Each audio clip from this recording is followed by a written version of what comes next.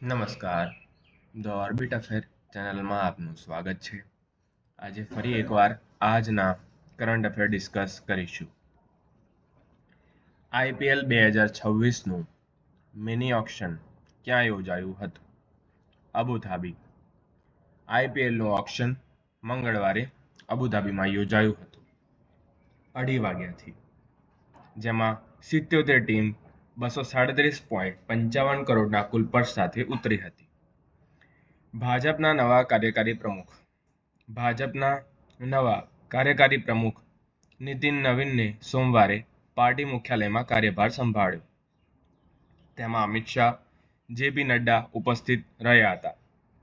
રાષ્ટ્રીય અધ્યક્ષના રૂમમાં યોજાયેલી બેઠકમાં નવીનને કાર્યકારી પ્રમુખની ખુરશી પર બેસાડવામાં આવ્યા હતા.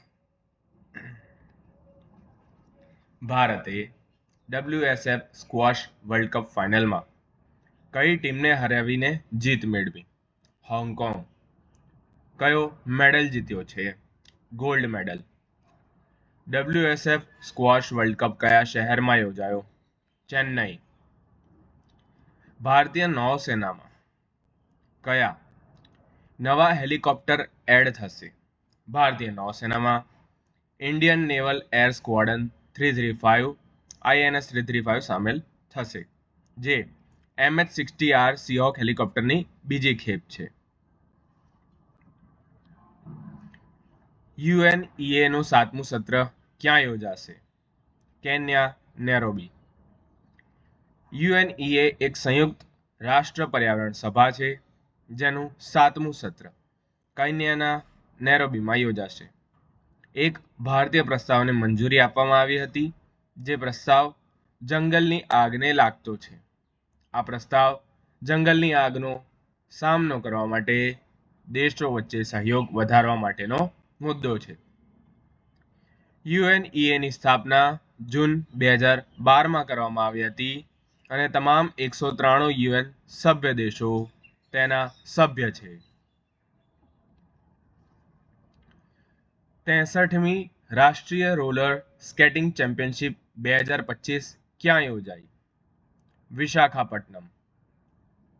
63મી રાષ્ટ્રીય રોલર સ્કેટિંગ ચેમ્પિયનશિપ વિશાખાપટ્ટનમ ખાતે યોજાઈ, જેમાં શહેરની આરના હેમલ પટેલે સતત બીજા વર્ષે ફિગર સ્કેટિંગમાં એક ગોલ્ડ મેડલ જીત્યો છે.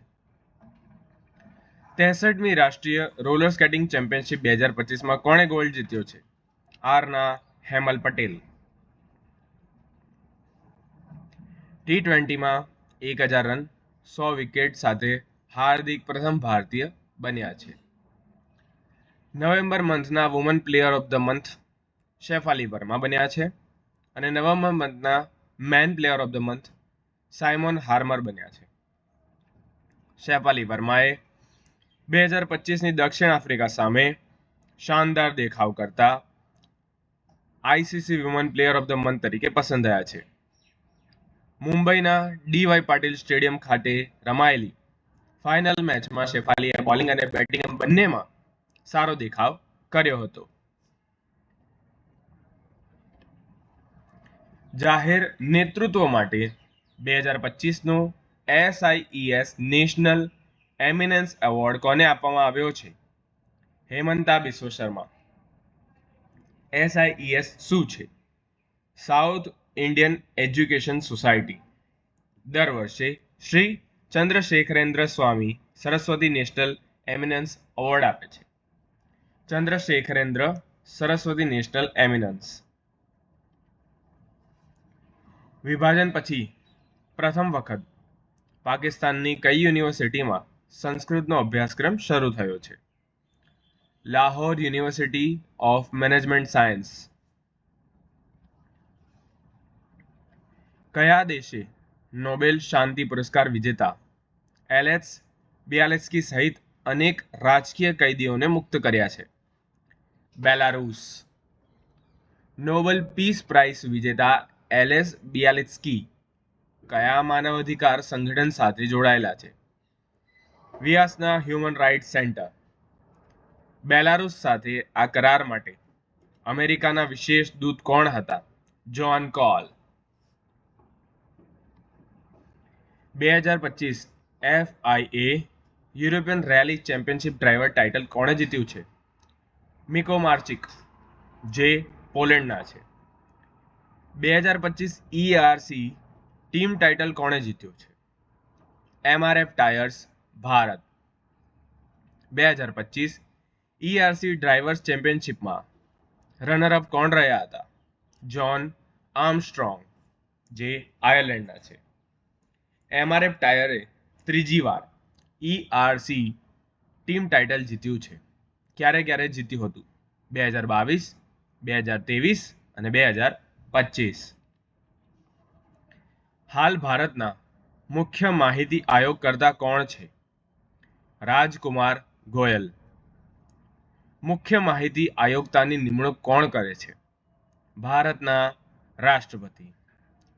મુખ્ય માહિતી આયોગ કયા કાયદા હેઠળ રચાયો હતો? RTI act 2005. મુખ્ય માહિતી આયોગ શું છે? મુખ્ય માહિતી અથવા કેન્દ્રીય માહિતી આયોગ એ RTI એક્ટ 2005 હેઠળ રચાયેલ એક સ્વાયત્ત સંસ્થા છે. 68મી રાષ્ટ્રીય શૂટિંગ ચેમ્પિયનશિપ ક્યાં યોજાઈ હતી? નવી દિલ્હીમાં. ડોક્ટર કરણસિંહ શૂટિંગ રેન્જ, તુગલકબાદ, નવી દિલ્હી. રાઇઝા ધિલ્લોને કયા ઇવેન્ટમાં ગોલ્ડ જીત્યો છે?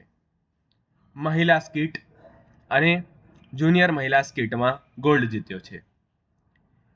મહિલા સ્કીટ ફાઇનલમાં રાઇઝા ધિલ્લોનનો સ્કોર કેટલો હતો?